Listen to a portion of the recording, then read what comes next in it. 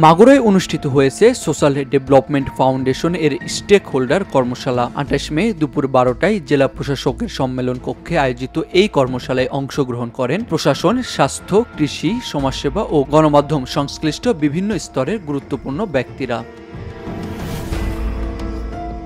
কর্মশালার সভাপতিত্ব করেন এসডিএফ যশোর আঞ্চলিক পরিচালক মোহাম্মদ কামাল বাশার এবং সঞ্চালনা করেন অনুপ কুমার। প্রধান অতিথি হিসেবে উপস্থিত ছিলেন মাগুরা জেলা প্রশাসক মোহাম্মদ ওয়াহিদুল ইসলাম। আয়োজক প্রতিষ্ঠান এসডিএফ অর্থ মন্ত্রণালয়ের আওতাধীন একটি স্বায়ত্তশাসিত ও অলাভজনক সংস্থা, যা ২০০০ সালে প্রতিষ্ঠিত হয় এবং ২০০১ সাল থেকে দেশের গ্রামীণ দরিদ্র জনগণের আর্থসামাজিক উন্নয়নে কাজ করে যাচ্ছে।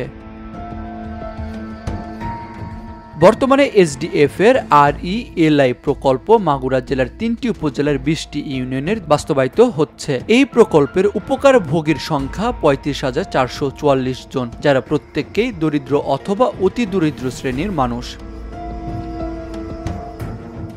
জেলা প্রশাসক মোহাম্মদ ওয়াহিদুল ইসলাম তার বক্তব্যে বলেন, এসডিএফ এর কার্যক্রম ভবিষ্যতে সরজমিনে মাসিক পরিদর্শনের আওতায় আনা হবে এবং তিনি নিজে নিয়মিতভাবে এনজিও প্রতিনিধিদের সাথে মিটিংয়ে অংশগ্রহণ করবেন। তিনি নারীর ক্ষমতায়নে এসডিএফ এর ভূমিকার ভূয়সী প্রশংসা করেন।